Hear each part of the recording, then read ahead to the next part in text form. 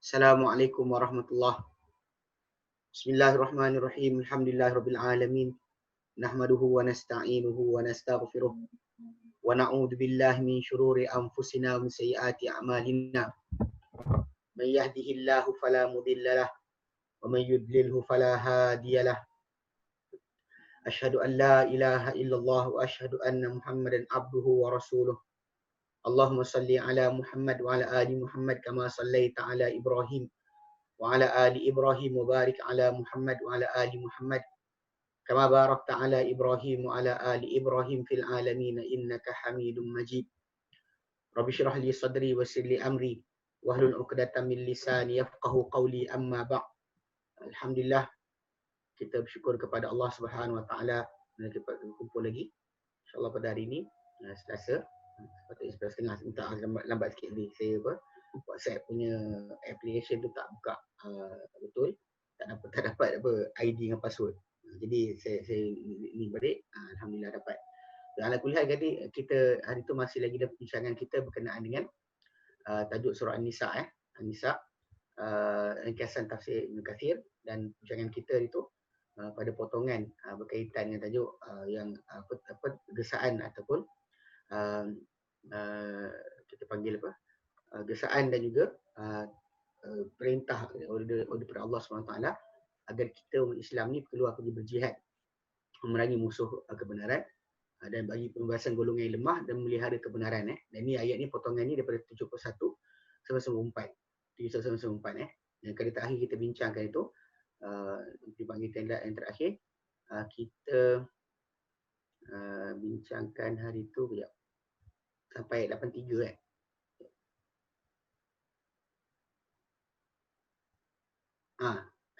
ayat 83 sampai 83.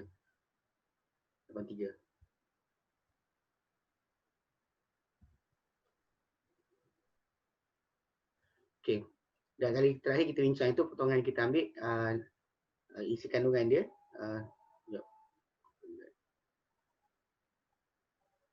Bukan. Ya. Betul lah. 82, 83. Oh, kita ambil 4 ayat. Kita ambil 80, 81, 82, 83. 82, 83 Baik. Mana kita ambil itu pada ayat yang terakhir yang kita bincangkan. Kita ambil mula sekali berkenaan dengan tajuk mentaati Rasul. Siapa taati Rasul adalah mentaati Allah Ta'ala. Dan juga Allah terangkan berkenaan dengan perangai atau sikap orang munafik, yang mana mereka ni bila kata taat, diorang sebutlah taat, tapi bila dia keluar daripada Rasulullah SAW, mereka akan dia akan sebut ataupun bincangkan ataupun perancangkan perkara yang bukan yang dikatakan oleh Nabi SAW. Dan Allah Ta'ala kata Allah Ta'ala tulis apa yang mereka bincangkan waktu tengah-tengah malam tu. Lepas jumpa Nabi, apa mereka bincangkan Allah Ta'ala tulis. Maka Allah Ta'ala suruh Nabi berpaling daripada mereka. Maksud dia jangan sibukkan dengan perangai atau tingkah laku mereka, tapi dan berserahlah kepada Allah Ta'ala yang jaga kita dan memadai Allah Ta'ala sebagai pelindung atau penjaga kita. Itu ayat kita ambil. Kemudian kita ambil berkenaan dengan Allah Ta'ala suruh kita mentadabbur Al-Quran. Kerana kalau Al-Quran ni bukan daripada Allah Ta'ala, mereka dapati, manusia akan dapati pada Quran ni banyak percanggahan. Tapi kerana Allah Ta'ala tidaklah memberikan peluang untuk itu, maka kita dapat kesempurnaan seperti mana Al-Quran. Daripada kitab mana sekalipun yang dibuat, tak ada dapat ketulinan ataupun tahap kebenaran seperti Al-Quran. Dan Allah Ta'ala terangkan berkenaan sifat munafik balik. Dan bila datang kepada mereka satu perkara daripada keamanan atau ketakutan, mereka sebarkan. Kalau mereka kembalikan dia kepada Rasul, kepada orang punya urusan di kalangan mereka, pasti akan mengetahuinya orang yang mengeluarkan hukum daripadanya, mengeluarkan hukumnya daripada kalangan mereka. Dan bahkan Allah Ta'ala kata, kalau bukan kerana kelebihan Allah Ta'ala dan rahmatnya, kalian pasti akan ikut syaitan kecuali sedikit saja. Itu kita last kali kita bincang kat situ. Itu last kali ayat yang kita bincangkan. Baik, hari ini insyaAllah kita akan masuk ayat 84 sampai 87. 84, 87. Baik. Ayat 84, 87. Surah An-Nisa.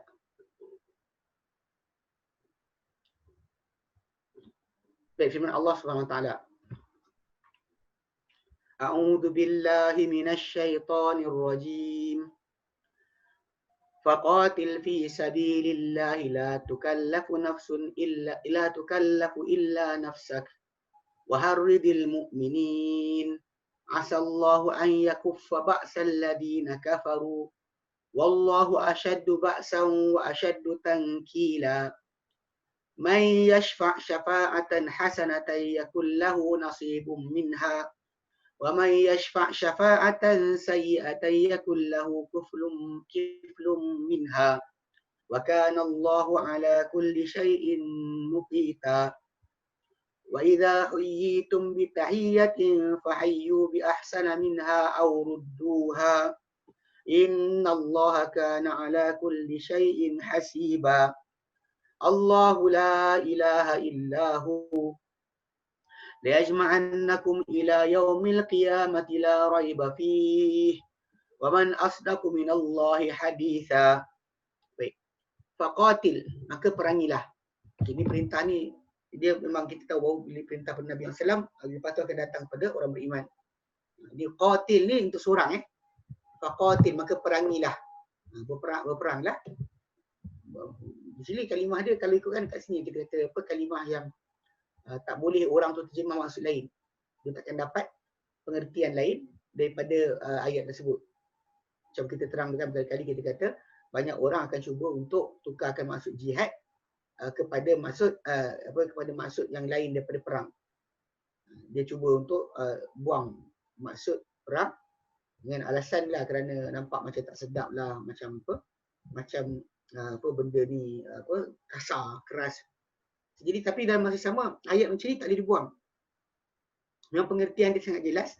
Allah kata faqatil fi sabilillah, maka berperanglah itu engkau hai Muhammad di jalan Allah. Kau tak terangkan sifat orang munafik, keadaan mereka dan sebagainya dengan keadaan telah gesa untuk pergi perang. Allah selip-selipkan perangai orang munafik akan buat apa. Berkali-kali kita baca daripada awal perbincangan kita ayat 9 tu. Memang kita kata banyak berulang kali datang berkenaan dengan tajuk ni. Tajuk berkenaan dengan suruh jihad dan tak usah hiraukan akan perangai orang munafik yang dalam masa Nabi berjihad tadi dia akan ada cakap macam ni, dia cakap macam tu. Jadi kat sini masuk juga. Maka kata faqatil fi sabilillah la tukallafu illa nafsak. Tidak kau dipertanggungkan, tidak diberatkan kecuali jiwa kau sendiri, diri kau sendiri. Mana kalau orang lain tak buat apa, tajuk lain. Kau ditanggung tentang kerja kau sendiri.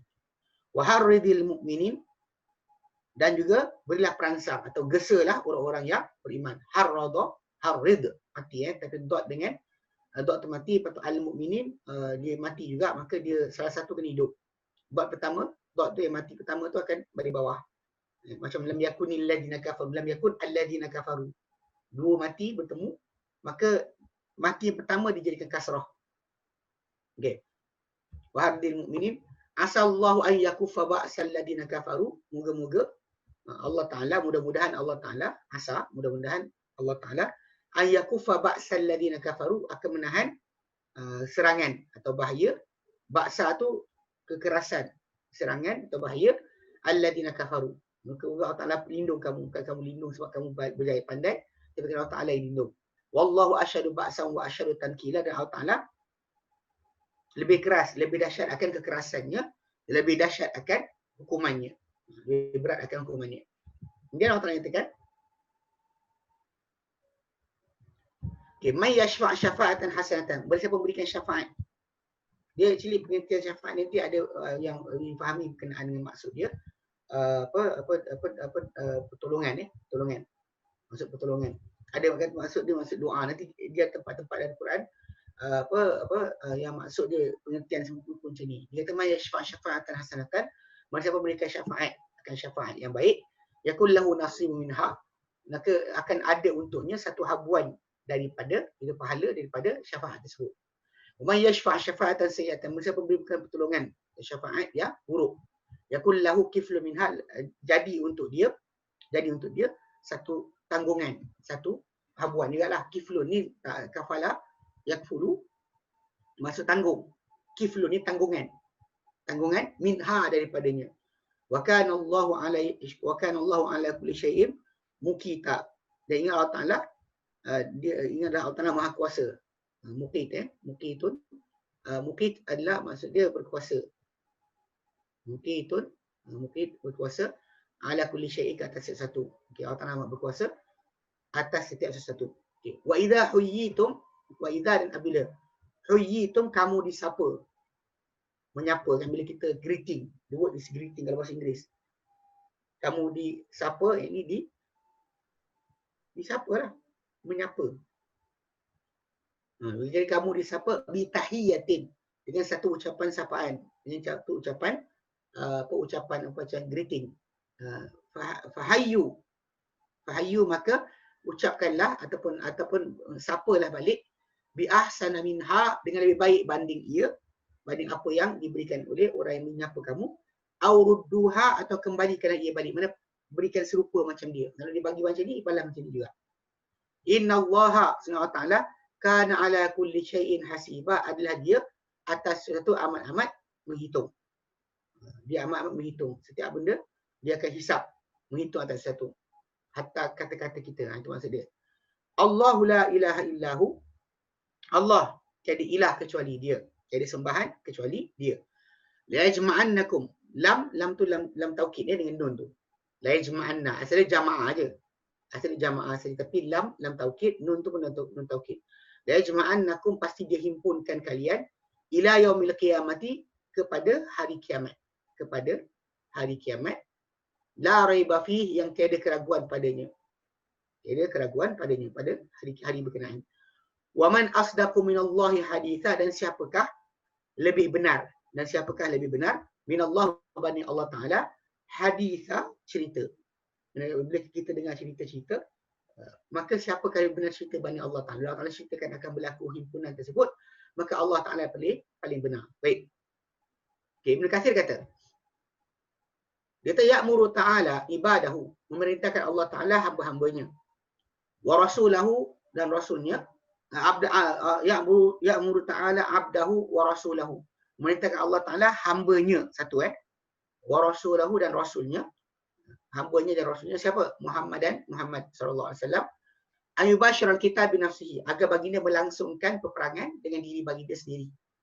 Dilangsungkan sendiri, mana dilaksanakan secara langsung peperangan itu dengan diri sendiri, bukannya dengan suruh orang saja. Sebab tu kita tahu bahawa Nabi SAW peperangan-peperangan, ada para ulama kira dia kata 30 peperangan lebih yang Nabi SAW hadir, ada disebutkan sedemikian yang Nabi SAW, dan ikut kepada jumlah tu yang kita hafal tu yang sikit lah, kita hafal sikit, tapi dalam masa sama Nabi sendiri SAW memang telah melangsungkan ataupun hadir dalam peperangan. Selain perang Badar, perang kita hafal, selain perang besar ya, kita hafal ada perang-perang lain Nabi SAW hadir sendiri dalam peperangan-peperangan tersebut. So kadang-kadang benda macam ni kita macam kita sebut, dia bukanlah benda yang buruk, sebab Allah Ta'ala perintahkan. Kita tak suka, dia tajuk asal kita tak suka. Itu kita faham. Allah Ta'ala sendiri pun isytiharkan tentang tajuk perang ni, kamu tak suka. Macam dalam surah Al-Baqarah ayat 216, Allah Ta'ala nyatakan, dan kutiba alaikumul qital, difardu ke atas kamu berperang, wa huwa kurhul lakum, seakan jadi benci di sisi kamu. Kamu tak suka perang. Tapi wa asa an takrahu syai'a, memang kamu benci satu perkara, wa huwa khairul lakum, ia baik untuk kamu. Wa asa an tuhibbu syai'a wa huwa syarrul lakum, tapi memang kamu suka satu perkara, dia adalah buruk untuk kamu. Wallahu ya'lamu wa antum la ta'lamun. Allah tahu, kamu tak tahu. Ini yang jelas dalam ayat berkenaan. Allah Ta'ala isytiharkan yang tak suka kita je. Di sisi Allah Ta'ala benda tu sama je. Dia perintahkan kita buat, kita patuh, maka dia kebaikan. Kita ingkar, maka ia adalah kemungkaran. Allah tak perintahkan kita buat, maka ia adalah keburukan. Kita tak buat tu, kita adalah kebaikan. Baik. Dia kata, Allah Ta'ala perintahkan hamba dia, Rasulullah Muhammad SAW, untuk melangsungkan peperangan dengan diri baginda sendiri. Hadir sendiri, buat sendiri. Wa man nakala alaihi fala alaihi minhu, dan barang siapa berundur, berpatah balik daripada perang, maka tiada ke atas baginda daripada perkara berkenaan. Kata orang tu yang buat tu kesalahan dia. Nabi tidak salah. Ini sering berlaku macam kita pendakwah salah, tersilap, dia silap sendiri. Tapi kalau dia kata dia buat dah kerja, tapi orang tak ikut juga, itu bukan kerja dia. Orang ikut cakap kita, bukan kerja kita. Orang ikut cakap atau patuh kepada perintah Allah Taala yang kita sampaikan, itu kerja Allah Taala.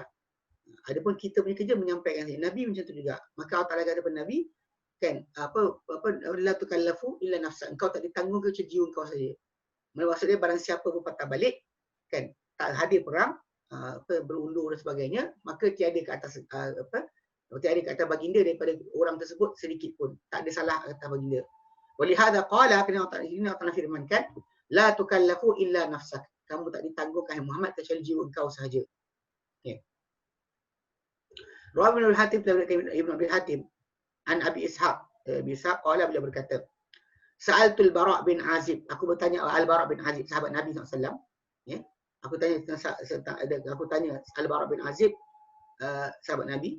Anir rajuli, min seorang lelaki, yalqa al-mi'ata min al-adu.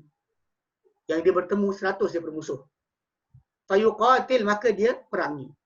Ayakun mimman qala, adakah dia masuk daripada orang yang masuk dalam firman Allah Ta'ala, surah Al-Baqarah 195, wala tulqu bi aidikum ila tahlukah, yang kamu campakkan diri kamu dengan tangan kamu sendiri ke dalam kebinasaan. Ni pasal ayat ni macam kita pernah sebut. Banyak orang salah faham tentang ayat ni. Ayat yang wala tulqu bi aidikum ila tahlukah, contoh macam orang tu makan benda tak sihat, orang tu bawa kereta laju, orang tu buat benda yang membahayakan diri. Sering orang kan sibuk baca ayat ni. Ayat 195 surah Al-Baqarah. Kita digunakan untuk kata jangan campak diri kamu ke kebinasaan.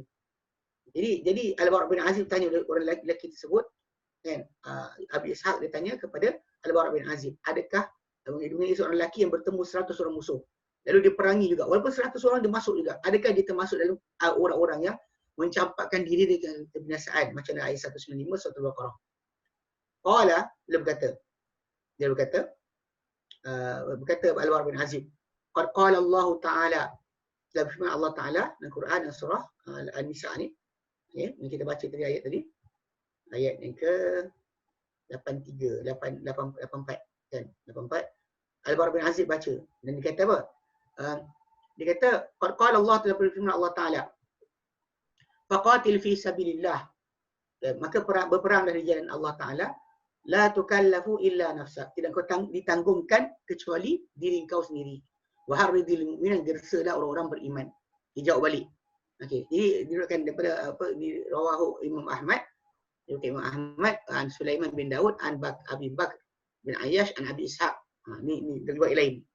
Dia kata dia kata qultu li Bara', aku kata kepada Al-Bara' bin Azib, ar-rajulu yahmilu 'ala al-musyrikin, seorang lelaki menggempur menyerang kepada orang musyrik. Ahwa mimman alqa biyadihi ila tahluka, adakah dia termasuk di kalangan orang mencampakkan dirinya dengan tangannya ke dalam kebinasaan? Qala, berkata Al-Bara' bin Azib, la, tidak. Inna Allah ba'atha rasulahu sallallahu alaihi wasallam, Allah telah mengutuskan Rasulnya SAW, dan Allah Ta'ala firman, faqatil fi sabilillah, maka berperanglah engkau di jalan Allah Ta'ala, la tukallafu illa nafsak, engkau tak ditanggungkan kecuali diri engkau sendiri. Aidzalika fin nafaqati, inna madzalika fin nafaqati. Tajuk yang tentang masalah campak diri dalam kebinasaan adalah tentang nafkah dalam atau perbelanjaan dalam peperangan. So ayat 195 tu dia mula dengan wa anfiqu fi sabilillah wa la tulqu bi aydikum ila tahlukah. Infakkanlah, belanjakanlah harta kamu ke dalam di jalan Allah Ta'ala, dan jangan kamu campak diri kamu dengan tangan kamu ke dalam kebinasaan. Dan kamu campakkan diri kamu dengan tangan kamu sendiri ke dalam kebinasaan. So jadi kat situ jelas itu tajuk nafkah. Ini sebab tu kalau saya sebutkan tentang orang kita sebanyak ambil ayat Quran, tafsir dengan suka hati ataupun salah faham tafsiran sebab tak tengok balik kepada tafsiran salaf. Kita tengok salafus soleh, para sahabat kan, Nabi SAW, apa mereka faham dari ayat tersebut. Ini dalam kisah sama, Umar bin Khattab ditanya soalan yang sama. Tentang seorang lelaki menggempur musuh berseorangan, adakah dia termasuk di kalangan orang mencampakkan diri ke dalam kebinasaan? Umar kata tidak. Dan orang tipu. Umar kata ini ayat ni berkenaan dengan tajuk infak fisabilillah, tentang orang yang tak nak belanjakan harta fisabilillah, bukannya tentang orang yang campak diri ke dalam kebinasaan itu menyerang seorang musuh dalam keadaan bahaya tadi, dia serang juga. Dia bukan. Bahkan dia menjadi semangat untuk orang lain untuk masuk campur. Okey. Dia kata wakala, demikian juga wakala rawahu, diriwayatkan hadis ni oleh oleh Ibn Bardawih. Ibn Bardawih pun riwayatkan hadis ni sama macam tu juga riwayat dia. So dengan sebab itu pasal Allah Ta'ala kata kepada Nabi, gesa orang beriman, kau tak tanggung ceria kau sendiri. Maksudnya kalau pergi perang tadi, engkau seorang-seorang pun jadi. Ajak orang beriman, tapi engkau kena keluar juga. Kat situ kalau orang beriman tak keluar, engkau tak disalahkan. Tapi nak cerita situ Allah Ta'ala gesa pada Nabi secara bersendirian. Lepas tu nanti baru masalah orang lain. Ditangguhkan setiap diri masing-masing. Bukannya bila orang tak keluar kita jadi tak wajib. Tak ada. Itu yang jelas Cuba balik pada asal kita terang berkali-kali dengan syarat yang letakkan pasal Nabi SAW bila digesa sedemikian dengan wahyu Allah Ta'ala. Maka kita pula dan para sahabat ikut arahan Nabi. Dan kita pula macam tu juga. Kalau dia kata kita nak keluar pergi berjihad, berperang di jalan Allah Ta'ala, kena tunggu kerajaan punya peraturan ataupun arahan. Tanpa kerajaan tidak ada jihad. Tidak ada jihad jihad peperangan tadi mesti ada pemimpin muslim. Bukannya datang tiba-tiba kita buat sendiri, tak ada. Itu adalah salah. Baik. Wa qaul Allah Ta'ala firman lepas tu, wa hardil mu'minin, gesalah atau apa gesalah ajaklah orang-orang beriman alal qital, itu untuk berperang. Wa raghibuhum, dan gebarkanlah kepada mereka. Mana beri kepada mereka berita-berita gembira, seronokkan mereka untuknya fihi, pada peperangan. Wa syajji'hum alaihi, dan beranikanlah mereka, beri semangat kepada mereka untuk berperang. Kama qala lahum sallallahu alaihi wasallam yaum badrin, bagaimana baginda sallallahu bersabda kepada mereka, kepada orang beriman pada hari Badar. Wa huwa yusawwi sufuf, ketika baginda sedang menyamakan saf, menyamakan akan barisan. Nabi suruh mereka berbaris ketika nak perang, berbaris. So Nabi suruh mereka ketika tengah baris-baris tu, Nabi kata qumu ila jannatin arduhas samawati wal ard. Bangunlah, bangkitlah kalian semua kepada syurga yang keluasannya seluruh langit dan juga bumi. Bersegeralah kamu, bangunlah kamu kepada syurga yang keluasannya langit dan juga bumi. Ini Nabi terang. Ini kita kata apa? Sebutan tentang syurga bagi galakan tu adalah ajaran Nabi SAW. Sebutan syurga untuk menjadi sebab seorang tu pergi berjihad sebagainya, ia adalah apa yang Nabi sendiri SAW gesa dan juga galakkan. Sebab tu kalau ada orang kata macam nak syurga, kata syurga ni gula-gula, tak elok. Ini adalah salah. Kerana itu adalah ajaran Nabi SAW. Nabi sendiri gesa para sahabat bangun kepada syurga yang keluasannya langit dan juga seluruh langit dan juga bumi. Okey. Wa qad waradat ahaditsu kathiratun. Telah datang hadis-hadis yang banyak fit targhib fi zalika, dalam menggasa atau menggalakkan pada itu pada peperangan. Min zalika, di antara itu ma rawahul Bukhari an Abi Hurairah, apa dia kata Bukhari daripada Abu Hurairah anhu qala, beliau berkata qala Rasulullah sallallahu alaihi wasallam, sabda Rasulullah sallallahu alaihi wasallam, man amana billahi wa rasulihi, barang siapa beriman dengan Allah dan juga Rasulnya, barang siapa beriman dengan Allah dan juga Rasulnya, wa aqamas salata, didirikan salat, wa sama ramadhana, dan puasa Ramadan, kana haqqan Allah an yudkhilahul jannata, maka ia satu hak ke atas Allah Ta'ala untuk masukkan dia ke dalam syurga. Okey. Dan Nabi sebut hajara fi sabilillah, okey, sama ada dia berhijrah di jalan Allah Ta'ala, au jalasa fi ardihi allati wulida fiha, ataupun dia duduk di negeri yang dia lahir padanya. Maksudnya dia buat semua benda tu. Nabi kata beriman dengan Allah dan Rasulnya, dirikan solat, puasa Ramadan. Okay. Maka dia buat 3 perkara tadi, maka hak ke atas Allah Ta'ala untuk masuk ke dalam syurga. Dia dapat hak. Allah Ta'ala janji untuk masuk ke syurga. Tak kira sama dia berhijrah di jalan Allah Ta'ala ataupun dia tinggal di negeri dia yang dilahirkan padanya. Qalu, maka para sahabat pun kata, Ya Rasulullah, afal nubashirul nasa bidzalika. Boleh tak kami beri berita gembira pada orang ramai dengan itu? Bila kita sebut macam ni, boleh tak kami beri berita gembira? Bila orang dengar kan, masa orang akan rasa semangat, harapan masuk syurga tu mudah. Memang betul Nabi sebut dalam hadis yang sahih, pada lain kisah seorang badui jumpa Nabi.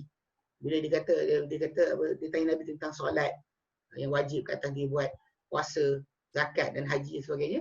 Lepas tu dia kata, aku takkan lebihkan, takkan kurangkan. Nabi kata, siapa nak tengok ahli syurga, tengok orang ni. Okey, bila berita macam tu, maksudnya kalau orang tu buat seminimum mungkin yang wajib. Seminimum, maksudnya dia tak pernah tambah di atas perkara-perkara wajib sebarang sunat. Dia tak buat benda lebih. Macam zakat, dia berzakat je. Sedekah lain tak buat. Puasa, solat je. Puasa Ramadan je, puasa lain tak buat. Kalau dia buat macam tu.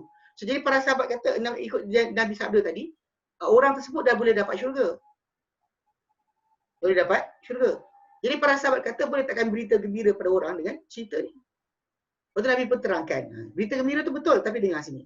Faqala, maka Nabi sabda, inna fil jannati mi'ata darajah. Sungguh dalam syurga ni ada 100 darjat. Adahallahu lil mujahidin fi sabilillah. Yang Allah sediakan darjat ni, satu darjat ni untuk orang berjihad di jalan Allah Taala, untuk orang yang berjuang di jalan Allah Taala. Ini pergi berperang di jalan Allah Taala. Baina kulli darajatin. Darajatain ini kama bainas samai wal ardh. Di antara setiap 2 darjat. Mana darjat 1 ke 2, 2 ke 3, 3 ke 4, 4 ke 5 sampai 100.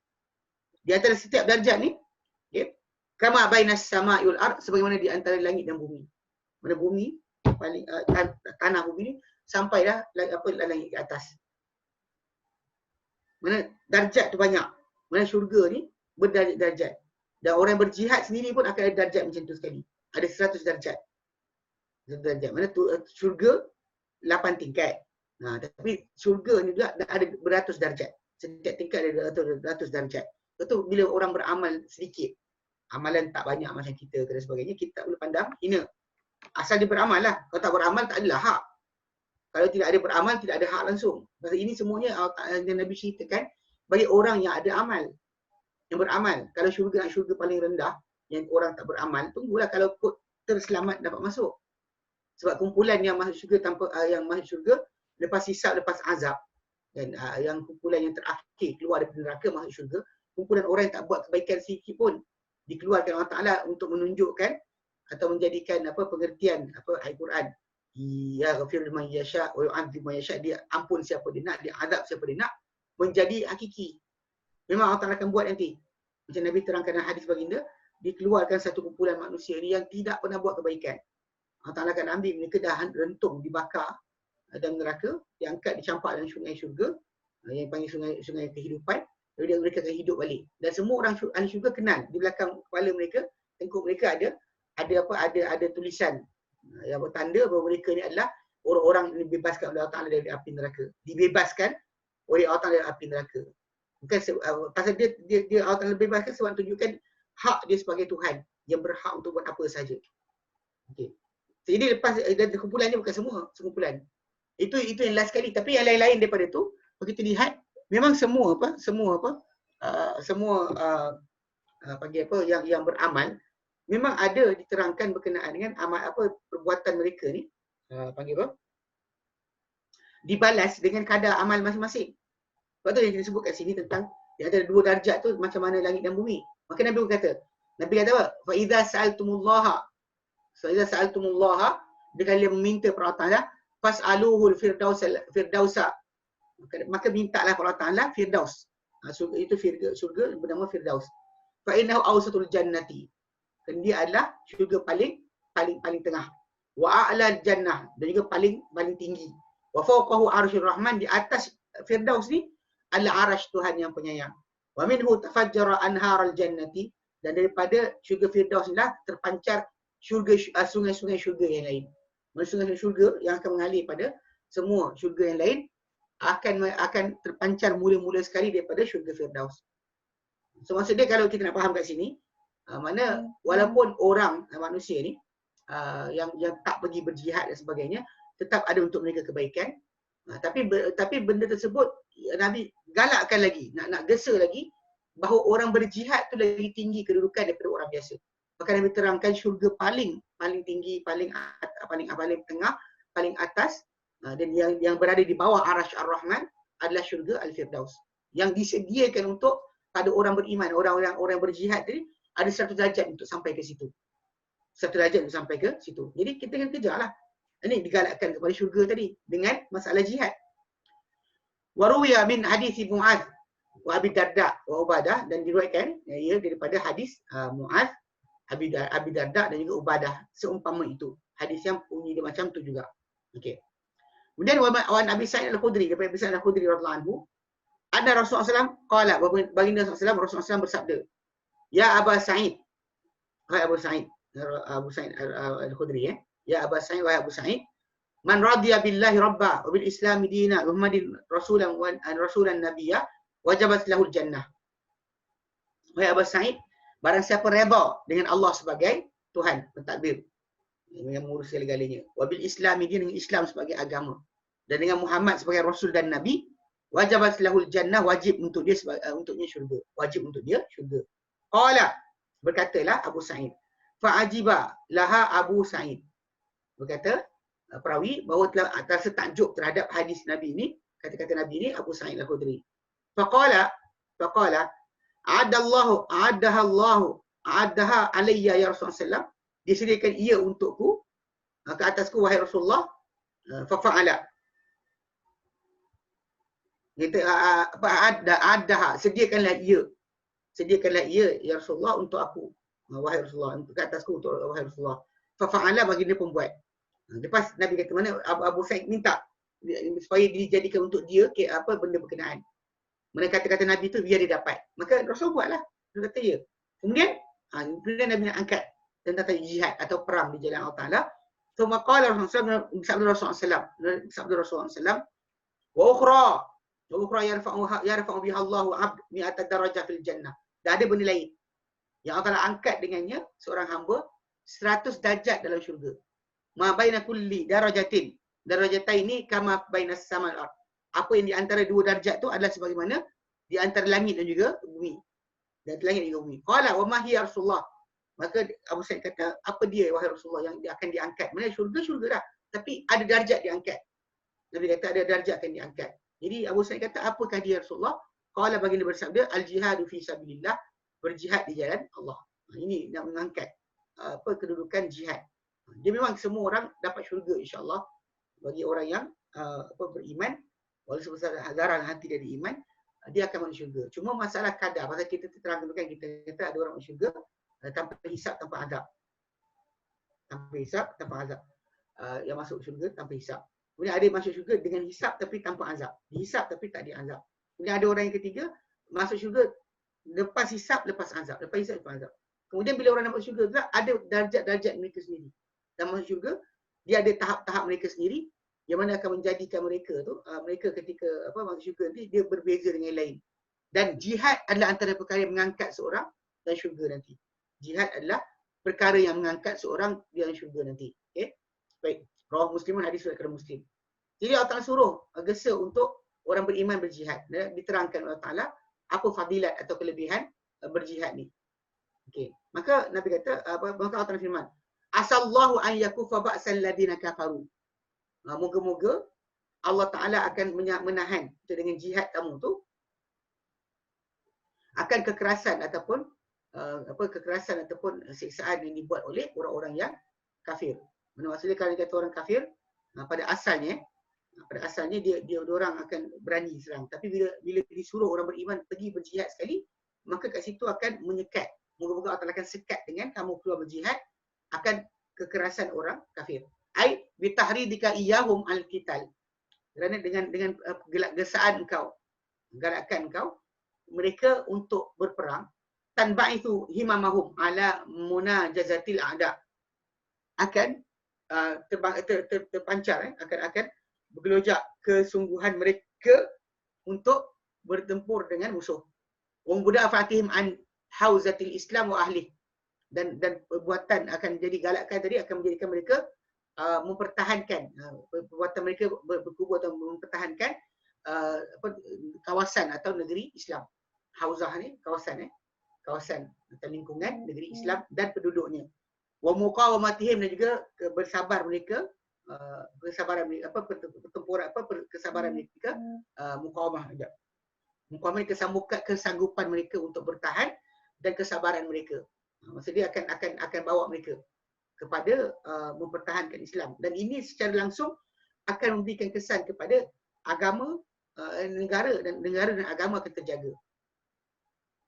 Yang zaman sekarang ni, yang orang ramai pening kepala berkenaan contoh macam terbaru UAE dan sebagainya, jadi ikut sekali istighfar kerajaan kerajaan Israel. Kan dulu Mesir awal lagi. Mesir dah lama awal.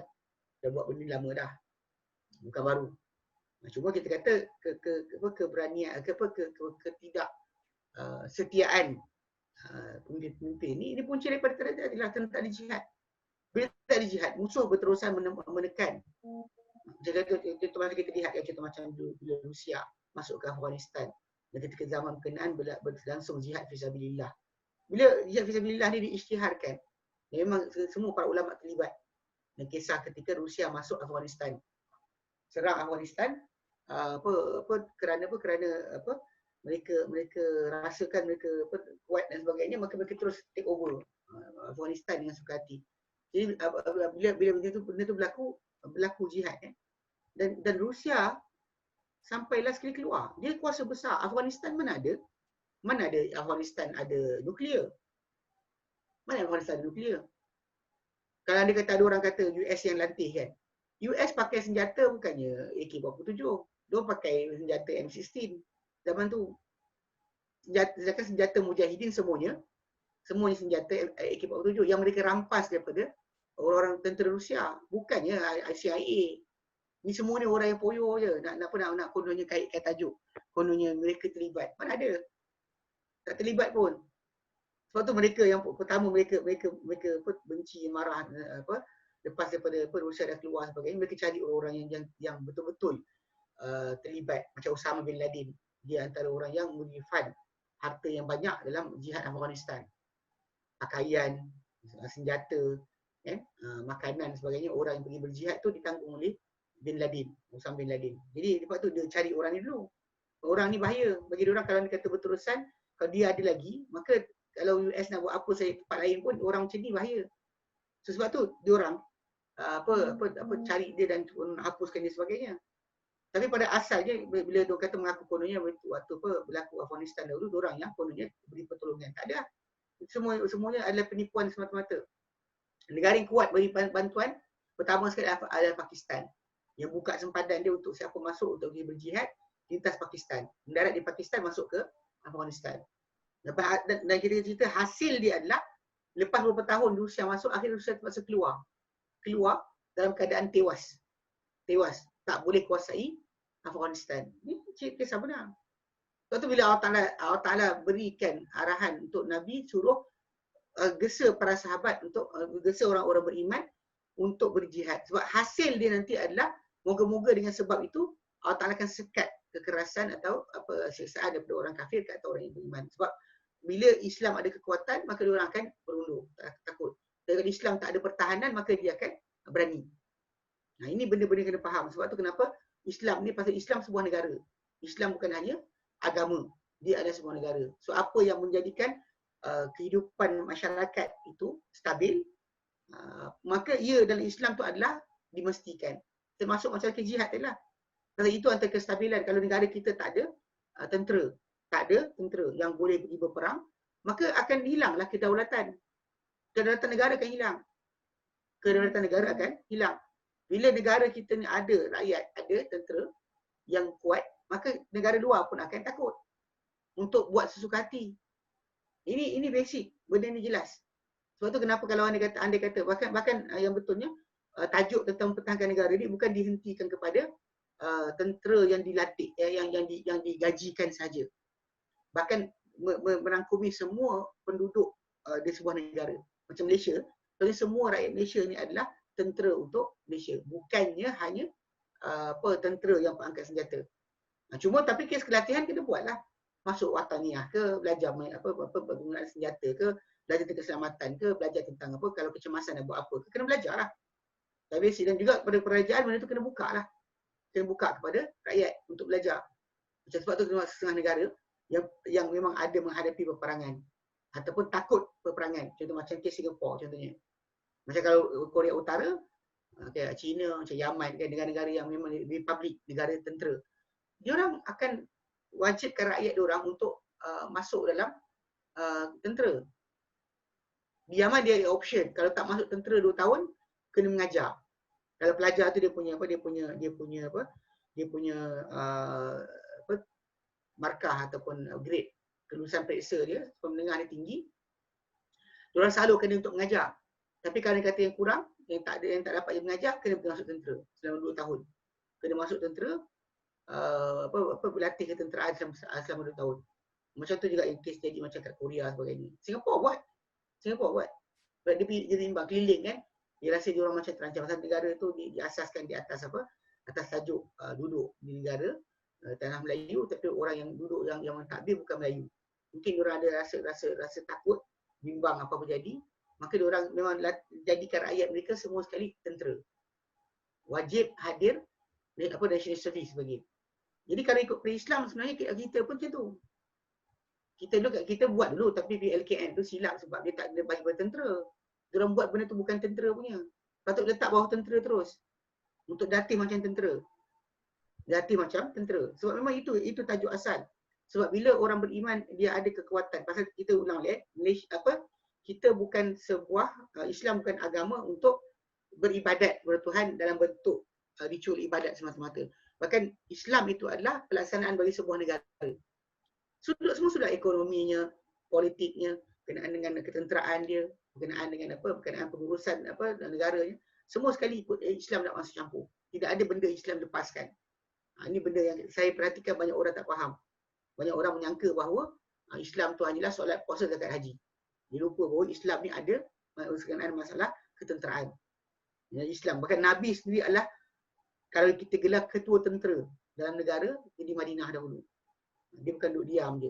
Jadi kita alhamdulillah kita letakkan agung atau sultan atau raja sebagai ketua tentera bagi negeri ataupun negara. Tapi dalam masa sama, kalau ikut pada hadis Nabi SAW, Nabi tidak duduk belakang, Nabi duduk depan sekali. Duduk bersama dengan para sahabat dalam peperangan. Nak tunjukkan bahawa kat situ, bila baginda buat macam tu, itu adalah menunjukkan bahawa benda ni tanggungjawab semua masing-masing. Semua orang bertanggungjawab di atas tajuk ni, bukannya orang tertentu saja. Kecuali orang tu sakit lah, baru tak timbul tajuk. Kalau dia kata orang tak sakit, sihat, maka tak ada alasan untuk menafikan dia berjihad, maka dia wajib berjihad. Okay.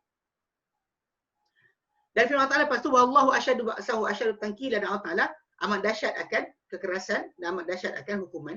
Ai wa qadirun alaihim fid dunya wal akhirah. Allah Ta'ala berkuasa ke atas mereka, kepada orang kafir di dunia dan akhirat. Tapi Allah Ta'ala tak nak macam tu. Dia beri kepada kamu untuk mengejar darjat di syurga dengan suruh kamu pergi berjihad. Kama qala Ta'ala, Ta'ala firmankan dalam Quran surah Muhammad ayat keempat. Ayat keempat katakan, "Dzalika", demikianlah, walau syaa, surah Muhammad surah Qital, surah peperangan. "Dzalika", demikianlah, walau syaa Allahu lan tasara minhum walakin liyabluwa ba'dukum ba'dha. Okey. Demikianlah, dan kalau Allah Ta'ala inginkan, pasti kalian akan termenang ke atas mereka, selamat daripada mereka. Allah Ta'ala buat orang kafir tu tak boleh buat apa pada kamu. Tapi walakin liyabluwa ba'dukum ba'dha, Allah Ta'ala ingin menguji sebahagian kamu dengan sebahagian yang lain. Nak uji kamu yang iman dengan orang yang kafir. Okey. Jelas kan? Ini kita kata pada asasnya. Okey. Kemudian Allah Ta'ala sambung lagi, beritahu kepada kita, tukar tajuk berkenaan dengan masalah memberi pertolongan ataupun memberikan bantuan kepada siapa disuruh digesa. Tapi Allah Ta'ala beritahu, "May yashfa' syafa'atan hasanatan", barang siapa bersyafaat akan syafaat yang baik, yakul lahu nasibun minha, ada untuk dia sehabuan daripadanya. Ai man sa'a fi amrin, barang siapa yang berusaha pada satu perkara, fatarattaba alaihi khair, maka tersusun di atas perkara tersebut kebaikan, kana lahu nasibun min dzalika, ada untuk dia satu habuan daripadanya, daripada perkara tersebut. Jadi macam jihad, kan disuruh Nabi untuk gesa orang beriman. Jadi kalau kata Nabi gesa orang beriman pergi berperang, maka Nabi dapat satu habuan daripada kebaikan tersebut. Itu maksud dia. Macam kita belajar sekarang ni kan, kita tak mampu pergi berjihad sebab kerajaan tak benarkan. Tapi kita kena sebutlah benda kebenaran. Tak boleh kita sorok. Memang tajuk ni sensitif. Tajuk tentang jihad ni sensitif. Dan dalam surah An-Nisa yang sepatut bincang tentang wanita banyak, Allah Ta'ala selitkan tentang tajuk ni. Ini di antara perkara yang umat Islam kita banyak tinggalkan. Kita tidak sekali-kali akan turun daripada hak wajib jihad. Mana maksud dia wajib jihad tu tetap terlaksana. Cuma dengan syarat-syarat je lah. Bila Allah Ta'ala berikan syarat, maka syarat tersebut terlaksana sampai kiamat. Itu sepatutnya. Tak terbatal jihad terlaksana sampai kiamat. Bukan sebab kerana masa dah berubah, zaman dah beredar, tak ada dia orang angkat senjata. Orang kafir buat. Orang kafir buat. Orang Islam yang reverse. Patah balik, berundur. Orang kafir buat sampai sekarang. Diorang buat di Iraq, mereka buat di Syria, mereka buat di Afrika, mereka buat semua sekali. Laksanakan akan membunuh orang Islam tu dengan terang-terangan. Tapi orang Islam saja ya berundur ke belakang, oh tak boleh, tak baik. Dia ambil Kristian punya slogan. Dia orang lempang kanan, ulu kiri. Kristian punya ajaran. Tapi Kristian pula tak ikut ajaran agama dia. Yang Isa konon dikatakan Isa kata kalau orang lempang kanan, ulu kiri pula. Kau cabut baju, tanggal bagi kat dia. Kalau sekiranya orang tu perkudakan kau satu batu, perkudakan kau untuk dia 10 batu. Ini kononnya yang diajar kononnya Kristian, kononnya kelembutan, kebaikan. Tapi tengoklah orang buat, bohong je. Dengan diperbodohkan orang Islam, ada sekali dia pijak kita. Berkali-kali dia buat kat sini, dia pecahkan macam negara-negara umat Islam, Sudan contohnya kan. Dipecah pada utara selatan. Tujuan dia untuk supaya yang koloni selatan ni Kristian. Yang utara tu Islam. So dia kuasa otonomi. Sedangkan orang tak ada pemerintah pun. Sampai sekarang, selatan Sudan tak pernah aman. Pemimpin orang sentiasa naik bunuh. Jadi sekarang ni, bila dipecahkan Sudan pada dua, hasil dia tengok apa jadi. Itu cara yang diorang nak. Dan umat Islam kita patuh dan akur saja. Ataupun contoh kes baru ni, bila kes negara UAE, iktiraf Israel. Jadi negara-negara lain semua diam. Ini pun cara dia lah. Dia dah pegang lah supaya negara tu jangan bercakap. Yang kecam dan sebagainya. Jadi kalau di tengah masyarakat akan bercakap, level pemimpin tak bercakap. Ini pun sebab tinggal jihad lah. Semua sekali sebab jadi hina sebab jihad. Tidak dilaksanakan. Sebab tu kita faham ya. Jadi secara tak langsung, bila kita kata pasal Nabi sendiri disuruh untuk gesa. Dan Allah Ta'ala beritahu pada Nabi SAW, barang siapa memberikan syafaat atau pertolongan atau bersuruh untuk satu perkara kebaikan, dia akan dapat satu habuan dari perkara tersebut. Dan barang siapa yang wa may yashfa' syafa'atan sayyi'atan, barang siapa yang memberikan syafaat atau pertolongan atau gesaan untuk syafaatan sayyi'atan, pertolongan yang buruk, yang tak elok, yakul lahu kiflun minha, akan ada untuknya satu habuan daripadanya. Ayakunu alaihi wizrun min dalikal amr, akan ada untuk dia dosa daripada perkara tersebut. Allazi tarattaba alaihi ala sa'ihi wa niyatihi, yang tersusun di atas, yang berlaku perkara tersebut terhasil daripada di atas usaha dan niat dia. Kama sabata, macam mana sabit fi sahih, daripada hadis yang sahih. Ani Nabi SAW, annahu qala, baginda Nabi bersabda, isfa'u tu'jaru, berilah pertolongan. Dia berilah pertolongan atau bantuan, nescaya kalian akan diberikan ganjaran. Isfa'u tu'jaru, berilah syafaat, kamu akan diberikan ganjaran. Wa yaqdillahu ala lisan nabihi ma syaa, Allah Taala akan putuskan di atas lidah nabinya apa saja dia kehendaki. Berilah syafaat, kalian akan diberikan ganjaran, dan Allah Taala akan putuskan di atas lidah nabinya apa dia kehendaki. Dan apa yang Nabi sebut ni, itu semua daripada apa yang Allah Taala putuskan. Okey. Wa qala Mujahid bin Jabr, kata Mujahid bin Jabr, nazalat hadhihi al-ayah, turun ayat ini fi syafa'atil insan, syafa'atin nas ba'dhum ba'dha, dalam masalah pertolongan-pertolongan manusia satu sama lain. Ini pendapat pertama daripada Mujahid bin Jabr. Kemudian qala Hasan Basri, berkata Hasan Basri, qala ta'ala, berkata Allah Taala, may yashfa' wa lam yakul may yushaffa'. Allah Taala kata apa? Man yashfa', barang siapa yang memberikan syafaat. Bukannya barang siapa diberikan syafaat. Diberikan syafaat. Maksud dia memang pertolongan, dia berikan syafaat. Dia berikan pertolongan. Dia berikan perantaraan. Menggesa, macam contoh macam Nabi menggesa orang. Nabi gesa tu untuk syafaat, itu syafaat lah tu. Gesa dan juga dorong orang untuk perkara tersebut, itu panggil syafaat. Dia ada tempat lain yang maksud apa tajuk berkenaan dengan tajuk doa kebaikan, doa keburukan. Dekat sini tajuk dia adalah tajuk berkenaan masalah gesaan pada satu perkara. Dekat sini dalam kisah ni adalah jihad lah. Ni adalah jihad. Jadi Nabi menggesa orang beriman untuk berperang.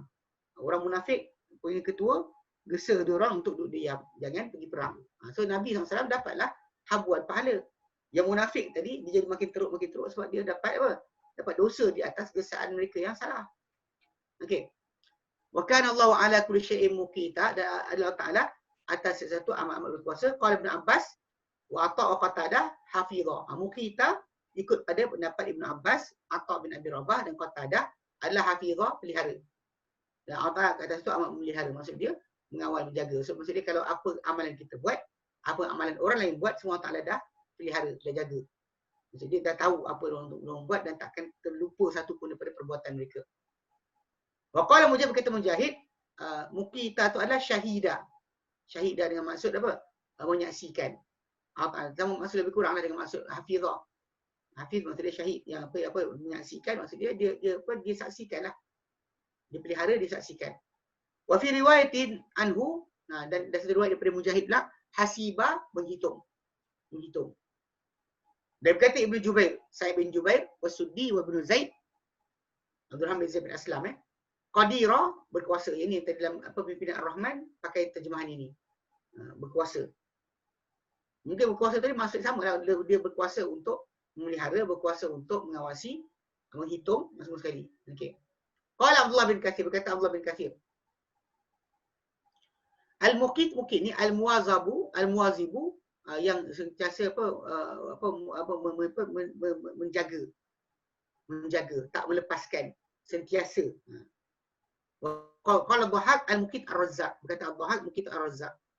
Tapi kalau relate kepada tajuk tentang galakan kepada kebaikan, galakan dan tegahan daripada galakan kepada keburukan, yang mana akan ada pahala dan dosa, maka maksud Muqit ni lebih tepat dengan maksud dia, maksud menghitung ataupun mengawasi atau berkuasa untuk memberikan balasan kebaikan dan keburukan. So itu lebih tepat maksud dia. Okey. So habis tu Wa qala ta'ala firman lepas tu, wa idza huyyitum bi tahiyyatin, bila kalian diberikan sapaan dengan satu sapaan, disapa dengan satu sapaan. Okey. Cuma dalam kisah ni dalam Islam kita panggil salam lah. Ucap kesejahteraan. Yang bahasa lain ada hello, hi dan sebagainya. Sebab tu tahiyah tu dia adalah ucapan sapaan. Dia bukan semestinya salam. Ni kalimah lain juga. Macam bila kita jumpa dengan orang-orang Yaman, dia panggil hayyakallah. Hayyakallah kan. Allah yahyi. Jadi dia apa, sebab telah hidupkan kau. Allah Ta'ala berikan kebaikan kepada kau, hayyakallah.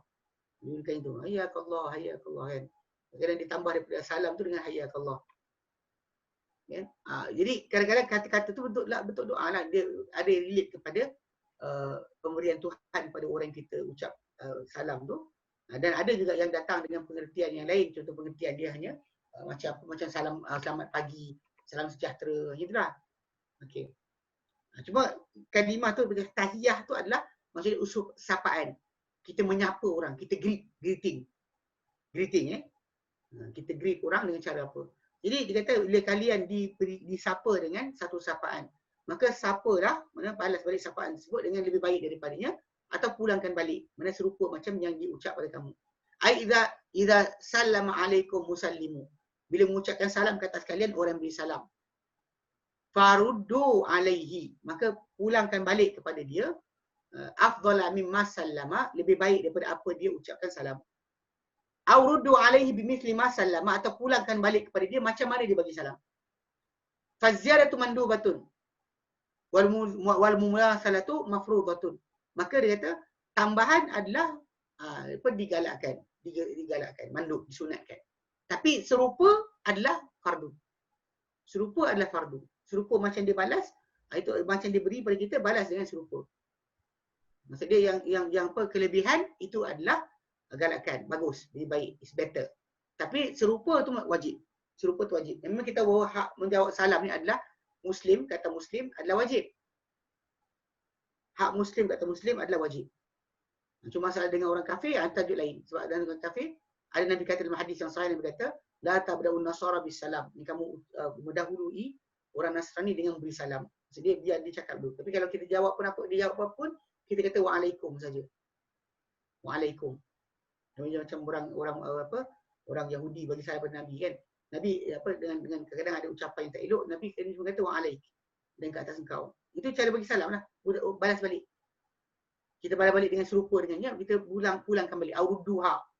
Atau kembalikan balik, dia kata wa'alaik. Gitu. Atau wa'alaikum. Okay, baik. Rawah Ibn Jarir. Kalau Ibn Jarir At-Tabari. An Salman Al-Farisi, Salman Al-Farisi radhiyallahu anhu. Qala, beliau berkata, Ja'a rajulun ila Nabi SAW, faqala assalamu alayka ya Rasulullah. Bila datang seorang lelaki kepada Nabi SAW dan dia berkata, salam kata engkau wahai Rasulullah. Assalamu alayka. Faqala, maka Nabi pun jawab balik, wa alaikumussalam wa rahmatullah. Dan kata sekalian, salam dan rahmat Allah. Thumma ata akharu. Kemudian datang seorang lagi. Faqala assalamu alayka ya Rasulullah wa rahmatullah. Salam kata engkau ya Rasulullah dan rahmat Allah. Dan rahmat Allah. Jadi tambah itu rahmat Allah.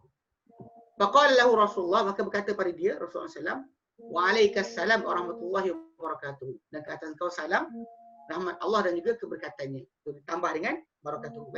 Dua. Nabi tambah. Dia di sini satu, Nabi balas dua. Dia bagi dua, dia balas tiga. Okay. Summa ja'a akharu. Kemudian datang seorang lagi ketiga. Faqala, maka dia kata, assalamu alayka ya Rasulullah. Salam kata engkau ya Rasulullah. Wa rahmatullahi wa barakatuh. Rahmat Allah juga dan keberkatan dia. Dia salam kat engkau wahai Rasulullah dan rahmatnya dan keberkatannya. Faqala lahu, maka Nabi kata pada dia, wa alaik, dan ke atas engkau. Faqala lahu ar-rajulu, maka berkata pada dia lelaki berkenaan, ya Nabi Allah, wahai Nabi Allah, bi abi anta wa ummi, dengan bapa aku tebus galang ganti kau dan juga mak aku. Bapa aku tebusan kau dan mak aku. Ini cara mereka nak kata nak gesa Nabi supaya jawab. Ataka fulan wa fulan fasallama alayka faraddatta alayhima akthar mimma raddatta alayya. Dia kata telah datang si fulan dan si fulan, maka mereka dua beri salam pada engkau, lalu engkau kembalikan balik kepada mereka berdua, balas balik mereka berdua lebih daripada apa yang kau balas balik pada aku. Daripada aku kau balas balik wa alaik saja.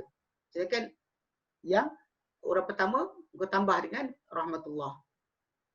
Kemudian orang ketiga kau tambah rahmat Allah dan keberkatan dia. Dua. Dia buat dua kau balas tiga. Yang satu kau balas dua. Yang dua kau balas tiga.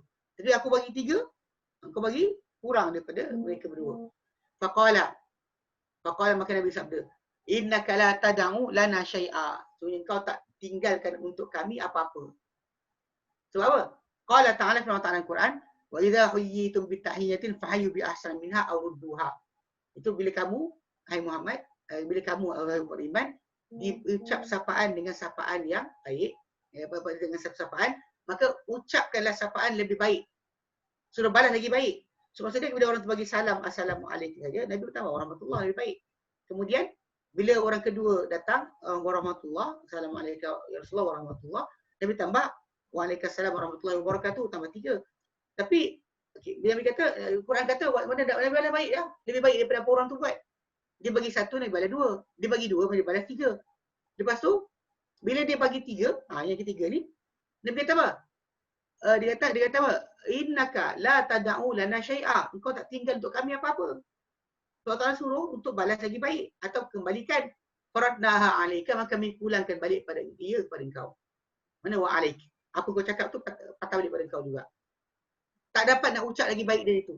Di sini maksud dia, kalau kita baca dari sini, hadis ni maksud dia yang terbaik dia punya salam, itu ujung lah, paling later, paling habis. Paling baik untuk seorang beri salam, boleh letak semua situ. Dan Nabi SAW tak upgrade lebih dari itu. Dia tambah wabang suratuhu, ridwanuhu sebagainya. Ada orang tambah wabang suratuhu, ridwanuhu. Ditambah apa wajannatuhu ke benda kan. Dia tambah-tambah. Tak boleh lah. So Nabi limit sampai 3 je. Yang Nabi punya petunjuk daripada hadis ni, hadis sampai 3 je. Sampai wabarakatuhu je. Adapun untuk ridwanuhu ke, maghfiratuhu ke sebagainya tak masuk. Tidak itu. Kalau orang tu buat bid'ah. Dia termasuk daripada bid'ah. Sebab Nabi punya dah terlimit. Sebab tu Nabi ujung sekali, lepas kawan tu bagi 3, Nabi balas pada dia, wa'alaik saja. Tidak lagi Nabi balas dengan tambahan-tambahan doa yang lain. Walaupun doa tu baik. Kalau orang kata, apa salahnya berdoa? Kita doa untuk orang. Kan baik. Tapi kita ada petunjuk Nabi. Petunjuk Nabi dalam hadis ni, tunjuk kepada kita bahawa limitation dia paling tinggi sampai wabarakatuhu je. Kalau boleh tambah lagi banyak, Nabi akan tambah lagi banyak. Tapi Nabi tak tambah. Sebab Nabi tak tambah. Sebab itu yang limit yang daripada wahyu yang Allah Ta'ala beri pada Nabi. So tak boleh tambah lebih. Jangan tambah lebih-lebih lagi. Maka suatu ridwanuhu kan. Wah benda tak lagi tak ada. Habis Baik. Dia kata rawahu Ibn Abi Hatim mu'allaqan. Dia kata hadis ni Ibn Abi Hatim secara mu'allaq. Jadi digantung. Wa rawahu Ibn Mardawih min tariq Abdullah bin Ahmad an abihi fadzakarahu mithluh. Dia kata nak meriwayatkan dia hadis ni dia dilewatkan hadis Ibn Mardawih daripada jalan Abdullah bin Ahmad bin Hanbal, anak Imam Ahmad daripada bapa dia, lalu dia sebutkan seumpamanya. Walam arahu fil musnad, aku tak jumpa dia dalam musnad. Wallahu a'lam, kata Ibn Katsir. Tapi dia kata dalam Tabari ada tafsir Tabari ada takhrij kat sana. Dia bukan dalam musnad macam mana dikatakan oleh Ibn Katsir. Okey, tapi dia dikatakan oleh Imam Ahmad dalam kitab Zuhud. Dan tambah di sebuah hadis daripada Ibn Munzir dan Tabrani. Tapi dan disebut kat situ sanad dia hasan. Jadi dalam semua himpunan hadis ni paling kurang-kurang dengan semua himpunan jalan periwayatan dia di kitab-kitab yang lain, hadis ni hasan, sekurang-kurangnya adalah hasan. Memang hadis ni makbul lah. Baik. Maksud dia sampai situ, dia berhenti kat situ. Sampai situ saja, dia stop. Okey. So jadi bila kita kata dalam kisah ni, hadis ni bukan dari Imam Ahmad bin Hanbal, tapi dari riwayat yang lain dalam kitab Zuhud. Bukan dalam Musnad, dalam Zuhud. Okey, wa fi hadal hadis ni dalalatun ala annahu la ziyadata fi salam ala hadhihi sifah. Dalam hadis ni ada petunjuk bahawa tiada tambahan dalam ucap salam ke atas sifat ini, itu assalamualaikum warahmatullahi wabarakatuh. Itu paling tinggi. Tak lebih. Idh law syuri'a akthara min dhalika la zadahu Rasulullah SAW. Dan kalau disyariatkan lebih dari itu, saya akan menambahnya Rasulullah SAW. Rawat Imam Ahmad an Imran bin Husain. Imam Ahmad daripada Imran bin Husain, sahabat Nabi anna rajulan, seorang lelaki ja'a ila Rasulillah, datang kepada Rasulullah SAW. Faqala, maka dia kata assalamualaikum. Assalamualaikum. Maka Nabi kata faraddahu alaih, bagi Nabi jawab kepada dia. Tsumma jalasa, lelaki itu duduk. Faqala ashrun, ni 10. Ni 1/10 kan. Tsumma ja'a akharu, datang seorang lagi. Faqala assalamualaikum warahmatullahi. Salam ke atas kamu ni juga, ke atas kalian juga, rahmat Allah. Faraddahu alaihi tsumma jalasa. Dia balas balik kepada lelaki itu, dan kemudian lelaki itu duduk. Faqala ashrun, Nabi kata ni 20. Tsumma ja'a al-akharu faqala assalamualaikum warahmatullahi wabarakatuh. Salam ke atas kau, kalian, ke atas kalian, rahmat Allah dan juga keberkatannya. Faraddahu alaihi, maka baginda jawab ke atas dia. Tsumma jalasa, lelaki itu duduk. Faqala salasun, 30. Habis ya, 30. So, Nabi sebut yang pertama tu 10, kedua tu 20, ketiga 30. Itu je paling tinggi. Rawahu Abu Daud, hadis itu dari Abu Daud wa Tirmidzi wa Nasa'i wa Bazzar. Qala Tirmidzi, berkata Tirmidzi, hasanun gharib, hasan gharib. Ya, beriwayat satu tapi hadisnya hasan.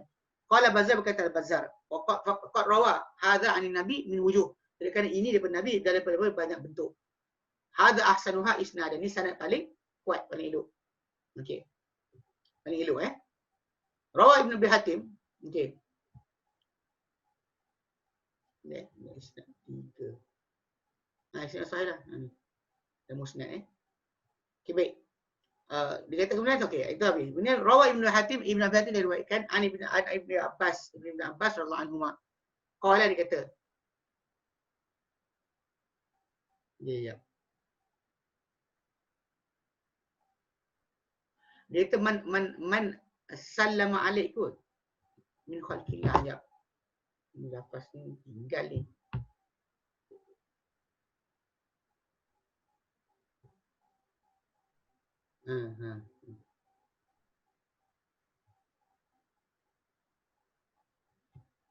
Man sallama alaikum.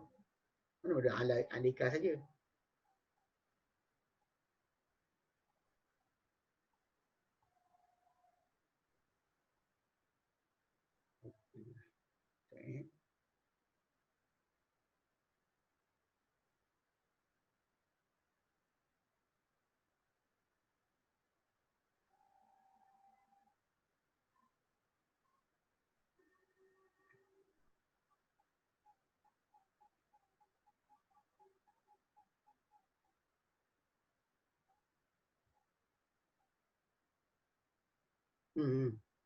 Man sallama alaika min khalqillah. Ada sallama. Dalam apa kalimah tu tak cukup. Dia ada man sallama alaika ni. Dekat situ antara man dengan alaika tu ada man sallama alaika. Dia Ibn Abbas daripada Ibn Abbas. Ibn Abbas berkata ni riwayat Ibn Abbas ni asar, bukan sabda Nabi. Jadi kata apa? Man sallama alaika min khalqillah. Barang siapa berucap salam kepada engkau daripada makhluk-makhluk Allah Taala, fardun alaihi, maka balaslah baik kepada dia. Wa in kana majusian, sekalipun dia adalah seorang majusi. Zalika bi Allah yaqul, itu adalah kerana Allah Taala berfirman, fahayyu bi ahsan minha aw rudduha. Maka ucaplah salam yang lebih baik daripadanya ataupun kembalikan, balas balik kepadanya. So jadi fardun alaihi kita kata wa alaik sajalah. Kita jawab dengan wa alaik, dan ke atas engkau. Bukannya kita macam ada, saya perasan juga ada orang kata tak salah. Tapi dia lupa sebenarnya benda dia adalah ada hadis Nabi kat situ. Mana cara jawab kepada orang bukan Islam. Tadi kalau bagi salam, kita kata waalaikumsalam warahmatullahi, tak. Kita akan jawab kepada dia waalaik saja, dan ke atas engkau. Pulangkan balik saja. Tak kira siapa, betul. Hatta majusi pun, macam kata Ibn Abbas kata, walau majusi sekalipun bagi salam, maka pulangkan balik, mana jawab balik. Kita tak diam lah, maksud tak diam. Kita akan kata wa'alaik. Tidak kita kata wa'alaikassalam warahmatullahi, tak. Dan keadaan di kufur nak rahmat Allah Ta'ala benda. Apa lagi berkat? Okay, dengan kufur, mana mungkin keberkatan juga, rahmat kita doa kat atas dia. Rahmat untuk orang beriman. Allah Ta'ala kata, wa kana minir rahim, Allah Ta'ala kata orang beriman amat-amat penyayang. Kita akan doa rahmat untuk mereka. Apa lagi lepas mati lagi tak boleh. Lepas mati lagi tak boleh. Maka kita kata fa amma ahlul zimmati fala yubda'una bis salam wala yuzadun. Adapun ahli zimmah, orang bawah, orang kafir yang dalam jajahan Islam, dipanggil ahli zimmah. Orang kafir dalam negara Islam dipanggil ahli zimmah. Ahli zimmah, orang yang bawah tanggungan, maksud dia kedudukan mereka dalam negara Islam tadi terjaga. Maka fala yubda'una bis salam, tidak mereka dimulakan dengan beri salam. Wala yuzadun, mereka tak ditambah. Mereka tak ditambah. Ni kalau anda kata ada orang Malaysia cakap the opposite, ketahuilah bahawa ini adalah fatwa daripada salafus soleh. Semua salafus soleh kita tidak ajar kita untuk mula bagi salam. Tidak juga tambah untuk orang kafir salam lebih daripada apa orang cakap. Bal yuraddu alaihim, bal yaruddu alaihim, bahkan dibalas pada mereka ni bima sabata fi sahihain, dengan apa sabit dalam sahihain dalam Bukhari Muslim. Dalam Bukhari Muslim, an Ibn Umar bin Ibn Umar radhiyallahu anhuma, anna Rasulullah SAW qala, Rasulullah SAW bersabda, idza sallama alaikumul yahud, bila beri salam ke atas kalian orang Yahudi, fa inna ma yaqulu ahaduhum, maka sebenarnya yang berkata seorang mereka tu, hanyalah berkata seorang mereka tu, assalamu alaik, kematian ke atas engkau, yang dia cakap. So dia kata faqul, maka kata wa alaik, katalah wa alaik. Yang problem dia yang liberal ni, dia akan kata, tapi kalau dia cakap assalamualaikum bunyi macam betul, kita kata apa Nabi cakap tu lah, jawab saja wa alaik.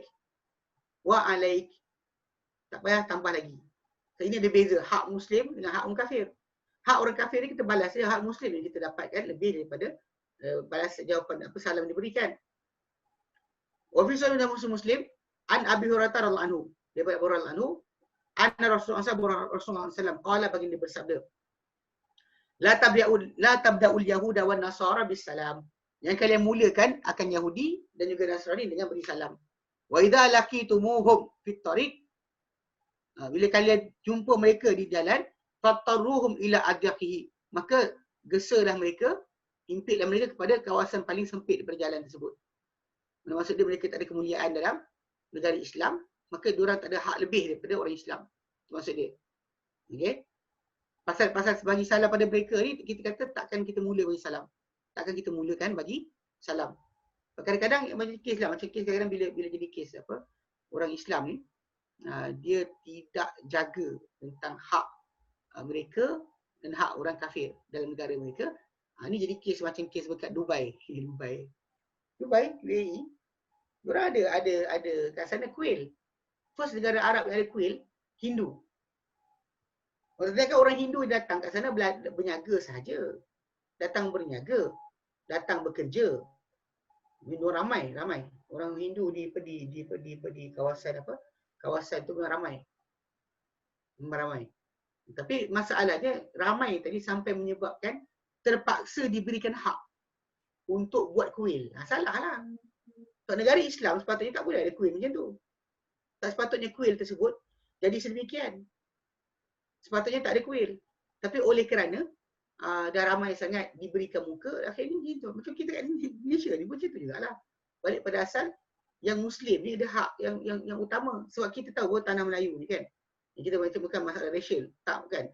Sebab ni ada orang bagi gambaran. Gambaran ni macam ni. Kalau seorang toke kilang, kan, toke syarikat, dia ambil bekerja tadi walaupun setia mana sekalipun, dia tak akan miliki syarikat tersebut. Dia tetap sebagai pekerja saja.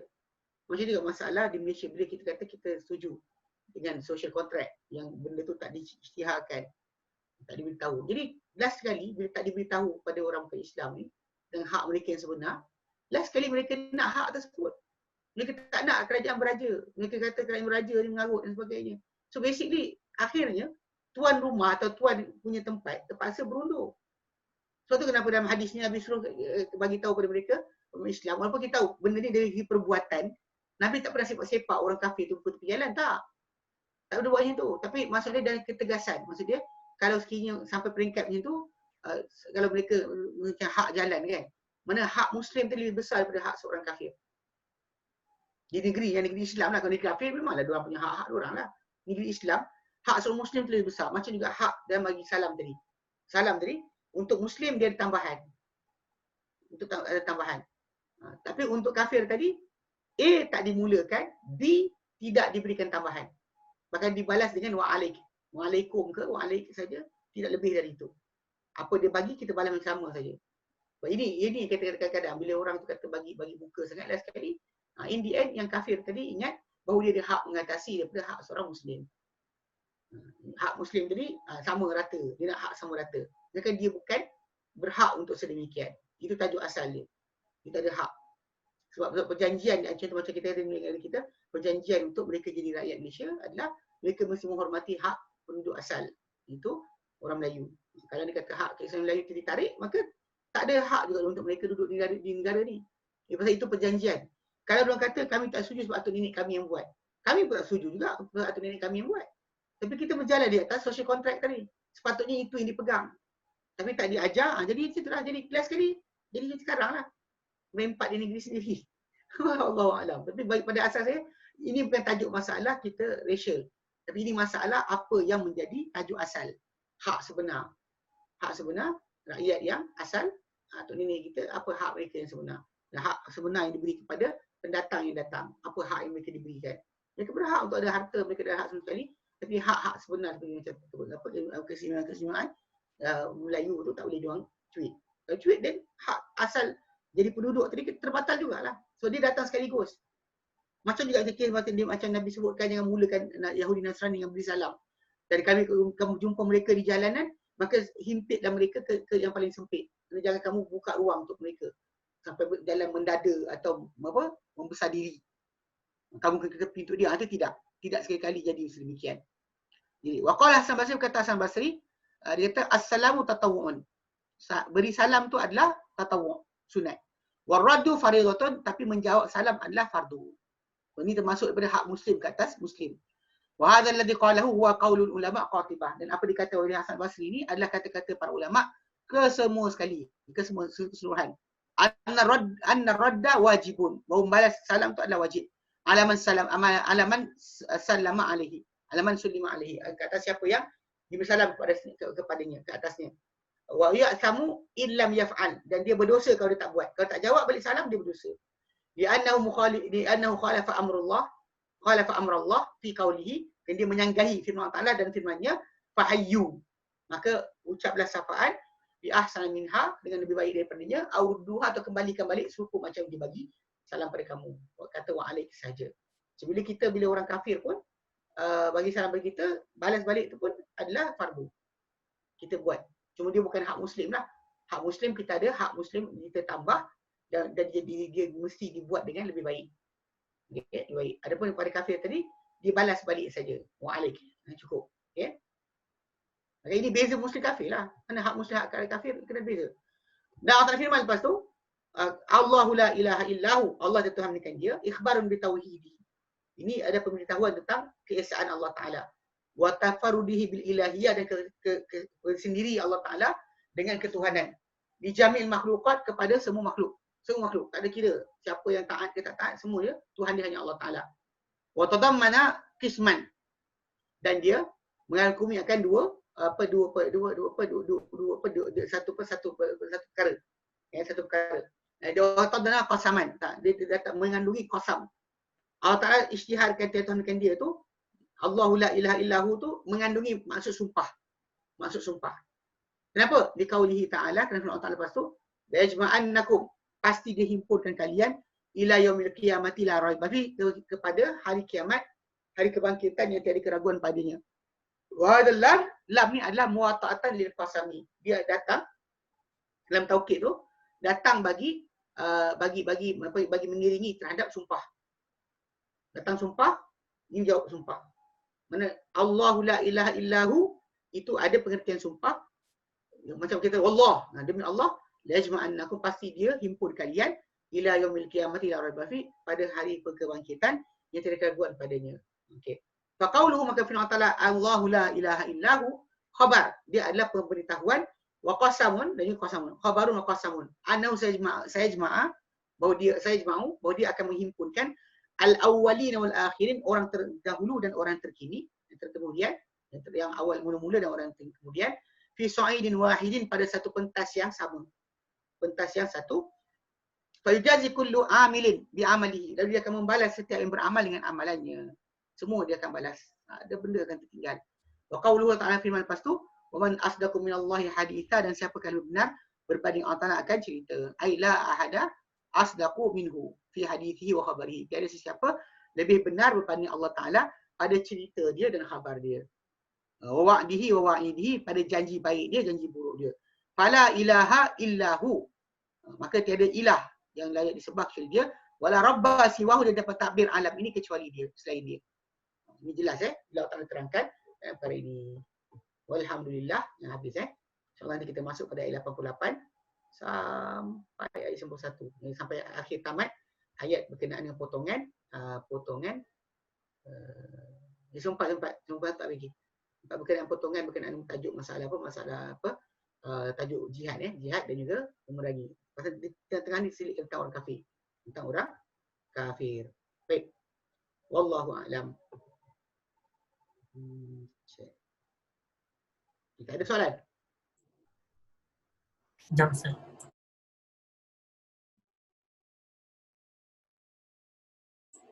Tak ada. Tak ada Yang dalam kelas pun tak ada Okey, tak ada tak apalah. Kalau tak ada, insya-Allah kita berhenti sini. Disambung lagi, masih lagi tajuk jihad, memerangi kekufuran atau kezaliman, dan juga membebaskan orang beriman. Dan dalam tu diselit-selitkan tajuk berkenaan orang munafik yang akan sentiasa mengajak kepada tinggalkan jihad. InsyaAllah nanti kita akan sambung lagi. Wallahu a'lam. Wa sallallahu ala sayyidina Muhammad. Alhamdulillahirabbil alamin. Assalamualaikum warahmatullahi wabarakatuh.